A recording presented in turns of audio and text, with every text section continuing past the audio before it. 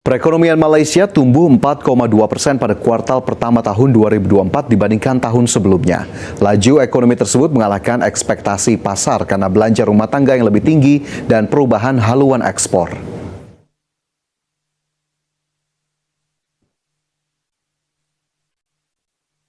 Ekonomi yang disurvei oleh Reuters memperkirakan pertumbuhan produk domestik bruto sebesar 3,9% pada periode Januari hingga Maret sesuai dengan perkiraan awal Departemen Statistik. Pertumbuhan tahunan pada kuartal terakhir tahun 2023 direvisi sedikit turun menjadi 2,9%. Bank Negara Malaysia dan Departemen Statistik mengumumkan ekspor naik 2,2% secara tahunan pada kuartal pertama tahun ini setelah mengalami kontraksi selama 3 kuartal berturut-turut. Mengutip dari globalfirepower.com per tahun 2022, negara Malaysia ada di urutan 34 dengan total utang luar negeri mencapai 224,596 miliar US dollar. Dikutip dari CNBC International, Menteri Keuangan Malaysia Tengku Zafrul Aziz mengatakan akan ada kenaikan rasio utang terhadap PDB Malaysia dari 53% menjadi 56% di akhir tahun.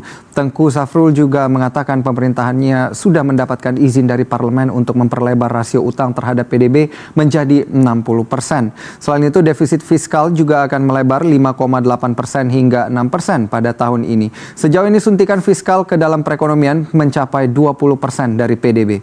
Malaysia sebelumnya telah meluncurkan sekitar 305 miliar ringgit atau setara 1.094 triliun rupiah dalam paket stimulus sepanjang tahun 2020. Ini dilakukan guna membantu menyuntik uang tunai ke perekonomian dan menopangnya. Dalam hal ekspor dan impor komoditas, Malaysia juga mencetak kenaikan di mana nilai ekspornya sebesar 10,4% dan impor 14%. Malaysia tidak mau kalah saing dengan Indonesia, di mana masyarakat di negara bagian Sabah meminta kepada pemerintah federal Malaysia untuk segera membangun kota tersebut menjadi setara dengan IKN Nusantara.